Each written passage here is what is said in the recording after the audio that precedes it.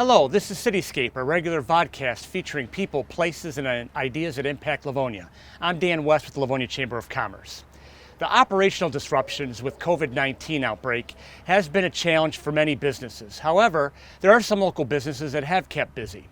Since many have been unable to travel this summer, many have found other things to do locally, such as getting in more swings at one of Livonia's 3 city golf courses. Tom Welsh, for the past 2 decades, has led the company that manages those golf courses owned by the City of Livonia, Idlewild, Whispering Willows, and Fox Creek. Tom, thank you for joining us today here at the Fox Creek Golf Course. Welcome. And can you, Tom, start by saying, how has this year been compared to past years?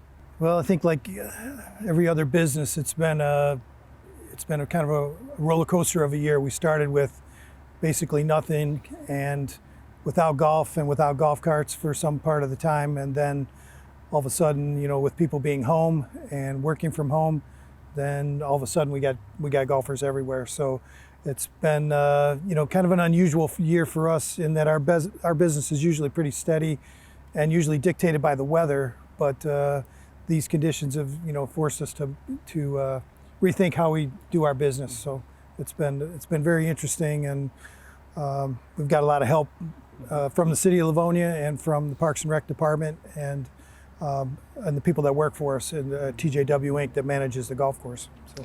Now, Tom, you've gone from being shut down throughout April and portions of May, and then you opened, and then boom. Talk about that transition when you went from like 0 miles an hour to like 100 miles an hour. Right. I guess it's like one of those electric cars. As soon as you put the key on it, it went crazy, and the fact that a lot of people were home, kids were home from school, and there are not a lot of other sports to get involved in that they would let you do. So golf was one of the safest things that they could do. You could be outside and you could be socially distanced from other people. Was a little different with the carts because we were down to no carts at one point, single rider carts for quite a bit of the time.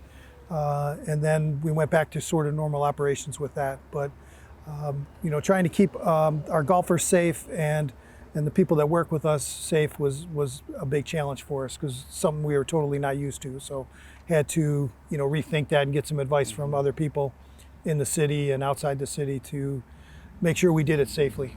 And the fact that golf is sort of knit into the fabric of Livonia, there's so many diehard golfers in this area, and they wanted to be a little closer to home, and the conditions here were good for them to play, and so they sort of took advantage of that. So.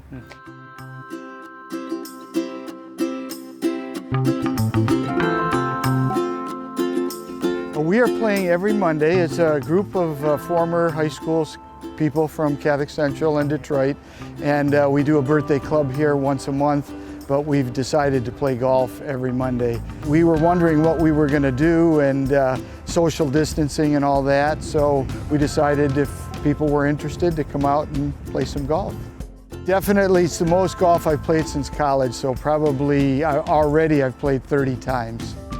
COVID has really affected everything that I've done. I mean, we don't go out to the store much, but out here on the golf course, you certainly can do that in social distance.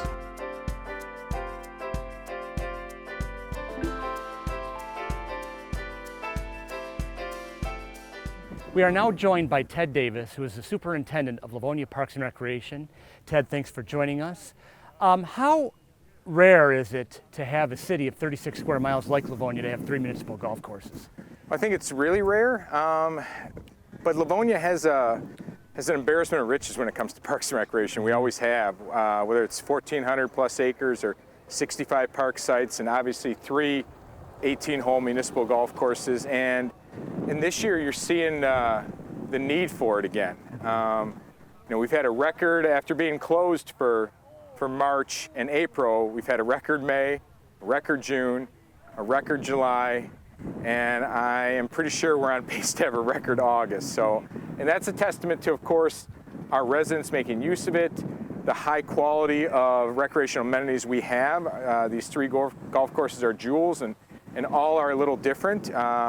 So if you're a sprayer like me, Fox is your course. If you're a little better player, probably Willows or Idlewild, which are, I think, tougher courses. But I think we've seen during this pandemic the importance of parks and recreation in the community. And that leads to my next question. You mentioned there's 1,400 acres of park space in Livonia. And again, not many cities this size have that kind of it. This year, with people being forced to stay home because they can't travel, how has the park space been utilized in Livonia this summer? We're seeing what's so important right near our own homes. That local park you have, that playground you visit, the ball field where you play catch with your children on, the golf course where you go with your buddies to have some sense of normalcy. I think we're seeing how important parks and recreation really is in everyone's day-to-day life, where we've been spoiled. And Livonia, we are spoiled, thankfully, where we're millage supported. We have that beautiful 150,000 square foot rec center, but now you're seeing the value of all the outdoor amenities we have. You look at strategically what we've had to do to adjust this year. Is there going to be things that change the way you and Parks and Recreation think going forward in the future with all that we've learned and experienced this year?